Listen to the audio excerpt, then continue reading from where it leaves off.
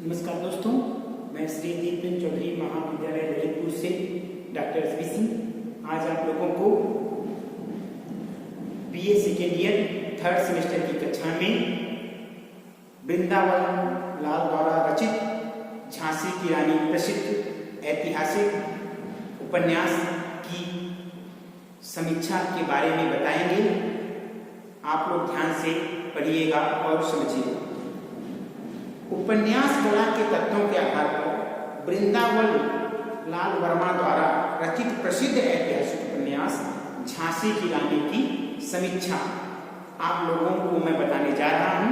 आप लोग ध्यान से पढ़िएगा और समझिएगा, ठीक है। झांसी की रानी उपन्यास के प्रणेता वृंदावन लाल वर्मा जी हैं। वर्मा जी का यह उपन्यास श्रेष्ठ ऐतिहासिक उपन्यासों की श्रेणी में आता है। ठीक इस उपन्यास के द्वारा 1857 ईस्वी के स्वतंत्रता संग्राम की उज्जवल मणि रानी लक्ष्मीबाई को प्रत्यक्ष रूप से जान सकते हैं।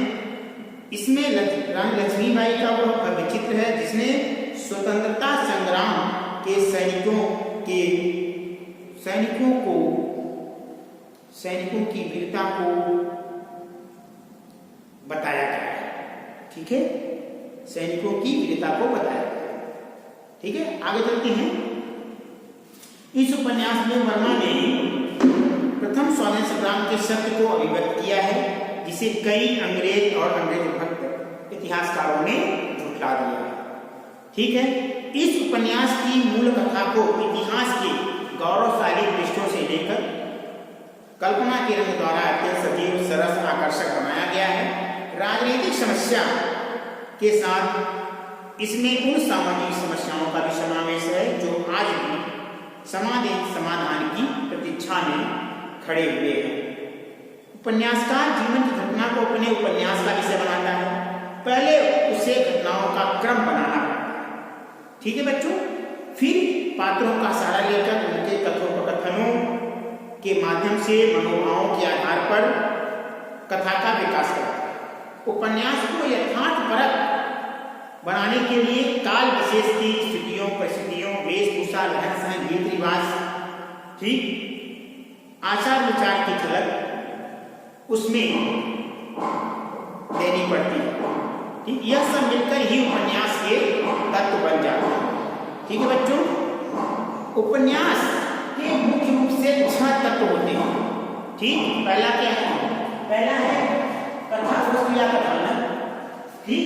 दूसरा है काव्य एवं चरित्र, तीसरा है संग्राम अथवा कथन, चौथा है देश काल वातावरण, पांचवा भाषा शैली और छठा है उद्देश्य। अब इन्हीं 6 तत्वों पर झांसी की रानी के उपन्यास की हम लोग समीक्षा करेंगे, ठीक। आगे चलते हैं। पहला है कथा वस्तु या कथानक। झांसी की रानी के उपन्यास की कथा वस्तु या कथानक किस प्रकार का है, इस पहले तत्व के अंतर्गत हम लोग रखेंगे। प्रस्तुत उपन्यास की कथा यद्यपि झांसी की रानी लक्ष्मीबाई के जीवन से संबंधित है, किंतु उसमें 1857 के स्वतंत्रता संग्राम की मुख्य घटनाओं का जिनका प्रत्यक्ष संबंध झांसी से है उभारा गया है। कथानक इतिहास और कल्पना का अद्भुत मिश्रण है जो पूर्णतः सुगठित, सुसंबद्ध, सुनियोजित एवं मार्मिक है, ठीक। मानवीयता, रोचकता, मधुरता जैसे गुण भी इस कथानक में विद्यमान है। झांसी की रानी उपन्यास के कथानक में घटनाएं सहज रूप में घटती हैं, परस्पर संबंध है, श्रृंखलाबद्ध भी है, कहीं भी कथानक बिखराव नहीं, बल्कि लगता है कि सभी घटनाएं एक सूत्र में बंधी हुई हैं या गुंथी हुई, ठीक। झांसी की रानी कथानक अपने आप में पूर्ण और सर्वगुण संपन्न है। इस प्रकार हम कह सकते हैं कि झांसी की रानी उपन्यास का कथानक क्या कहते हैं, उच्च कोटि का है। अब आते हैं दूसरा पाठ एवं चरित्र, ठीक। किसी भी उपन्यास की कथा को गति देने का कार्य उसके पात्र तथा उनका चरित्र चित्रण ही करता है। झांसी की रानी में पात्रों की बहुत लंबी सूची है, किंतु सभी पात्र महत्वपूर्ण। ऐतिहासिक पात्रों की कोटि में रानी लक्ष्मीबाई, नान्या तोपे, नाना तात्या टोपे, मोरोपन, गंगाधर राव, नवाब अली, बहादुर, पीर अली, राजा मर्दन सिंह, विष्णुरामपुर से मोतीबाई, जरही दुर्गा आज पूर्णतः ऐतिहासिक पात्रों की कोटि में आते हैं। इसमें कल्पित पात्रों की भी योजना है, जैसे कल्पित पात्रों में झलकारी बाई, सुंदर, मुंदर, जूही जैसे पात्र। उपन्यास में 2 प्रकार के पात्र हैं, सद पात्र और असद पात्र, यानी सत्य पात्र और असत्य पात्र। सद पात्रों की श्रेणी में तो कुछ पात्रों को छोड़कर सभी आते हैं। अंग्रेजों को तो सद पात्रों की श्रेणी में स्थान दिया ही नहीं जा सकता। परी अली, दुल्हाज, नत्थे खां, अली बहादुर आदि पात्र असद पात्रों की श्रेणी में आते हैं। लक्ष्मी बाई का चरित्र तो अपने आप में अति महान है, यानी रानी लक्ष्मीबाई का जो चरित्र है वह अपने आप में अति महान है और महत्वपूर्ण स्थान रखता है, जो भारत के सभी लोगों के लिए प्रेरणा स्रोत है। उनके देश पर मर मिटने के जज्बे को हम लोग कोट कोट प्रणाम करते हैं। ऐसी वीरांगना का भारत की धरती पर अवतरित होना सौभाग्य की बात है। ठीक, वह श्रेष्ठतम रमणी, रूपवती, साहसी, निर्भीक, स्वतंत्रता प्रेमी, कुशल सेना नायक तथा मानवोचित गुणों से संपन्न है। उनके गुणों की पूरी चर्चा करना संभव नहीं, क्योंकि समस्त वीरोचित गुण रानी लक्ष्मीबाई के चरित्र में विद्यमान हैं। वह गुणों का अपरिमित खजाना है। ठीक है ना। तात्या टोपे, रघुनाथ राव, लक्ष्मण राव, भाऊ, जवाहर सिंह, मोहम्मद जमी खां, खुदा बख्श, सुंदर, मुंदर, काशीबाई, गुलाम गौस, मोरोपंत, मोतीबाई, सागर सिंह आदि सदपात्र। ठीक है। डॉक्टर रामकुमार वर्मा जी के चरित्रांकन की सबसे बड़ी विशेषता है पात्रों के जीवन को स्वाभाविकता के सांचे में ढालना। उनका अपना व्यक्तित्व, वे जीवित व्यक्तित्व हाड़ मांस जनित आदर्श मानव है। उन्हें ढालने का प्रयास नहीं किया। परिस्थितियों से प्रभावित होकर उनके चरित्र का विकास हो जाता है। कहीं भी ऐसा नहीं है कि उपन्यासकार ने अपनी इच्छा से उन्हें काट छांट कर आदर्श चरित्र बनाया है। ठीक है। अब तीसरा है बच्चों संवाद अथवा कथोपकथन। क्या है? संवाद अथवा कथोपकथन। आगे चलिए देखते हैं इसको, इस तत्व को देख लेते हैं। उपन्यास के पात्रों का चरित्र संवादों के माध्यम से उद्घाटित होता है। उनके विषय में उपन्यासकार ज्यादा नहीं कर पाता, अधिक कहने का प्रभाव उपन्यास की रोचकता पर पड़ता है। ठीक है ना। जैसे निम्न संवाद दुल्हाज के चरित्र को व्यक्त करने की कोशिश करते। रोज आप क्या काम करोगे दीवान साहब? दुल्हाज कहता है जो कहा जाए।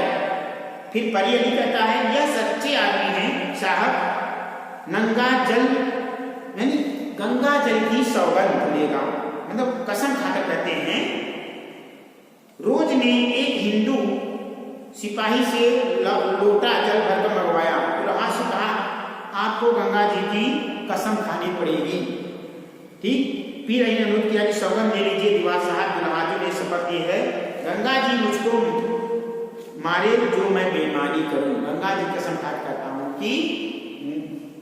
कि मैं बेईमानी नहीं करूंगा। ठीक है। अब क्या कहते हैं? समाज में क्या है? समाज छोटे छोटे हैं, संक्षिप्त हैं और विदग्धता है। समाज में विदग्धता है। ठीक है। झांसी की रानी उपन्यास के संवाद प्रभावशाली, सार्थक, रोचक, व्यंजक, विदग्धतापूर्ण है। प्रस्तुत उपन्यासों के संवादों की सभी विशेषताएं पाई जाती हैं। यह संवाद पात्र के अनुकूल तथा परिस्थिति के अनुकूल हैं तथा वातावरण को भी प्रभावित करने की भी इनमें पूर्ण क्षमता विद्यमान है। संवाद पात्र के अनुकूल, संगठित एवं प्रासंगिक है। अब चौथा है देश काल और वातावरण। उपन्यास में देश काल एवं वातावरण से तात्पर्य उस देश या स्थान या समय अथवा परिवेश से है जिसका वर्णन उपन्यासकार अपने उपन्यास में करता है। उपन्यास की विभिन्न घटनाओं, पात्रों तथा उनकी क्रियाओं के उचित परिवेश का सही लेखा जोखा प्रस्तुत करना देश काल के चित्रण का कार्य होता है। ठीक है। झांसी की रानी उपन्यास के देश काल पर विचार करें तो ज्ञात होता है कि यह उपन्यास स्वतंत्रता संग्राम के कालखंड पर आधारित है। रानी का जन्म 1836 में हुआ था। जब वह विधवा हुई तब उनकी अवस्था 18 वर्ष की थी। ठीक है ना। अब उपन्यास में, क्योंकि चौथी हेडिंग के अंदर देश काल और वातावरण में क्षेत्र की प्राकृतिक समस्या, प्राकृतिक सुषमा, प्राकृतिक मनोहर दृश्य, ठीक, राजाओं की विलासिता, रसिकता, गद्दारी, स्वाद इत्यादि की स्पष्ट झलक दिखाई देती है। ठीक है। डाकुओं का आतंक था, मेले उत्सव मनाए जाते थे, नवरात्र मनाए जाते थे, कुमकुम मनाने की प्रथा थी, उत्सव मनाने की भी प्रथा थी। ठीक है। अब हम आते हैं सामाजिक स्थिति का चित्रण भी उपन्यास में दिख रहा है, क्योंकि इसके अंतर्गत सामाजिक स्थिति का चित्रण भी इस उपन्यास में दिखाई देता है। ठीक, इस प्रकार तत्कालीन वातावरण की संपूर्ण झलक इस उपन्यास में देखने को मिलती है। निष्कर्ष रूप में हम कह सकते हैं कि उपन्यास में सजीव वातावरण की परिपुष्टि हुई है। ठीक है। अब आते हैं भाषा शैली।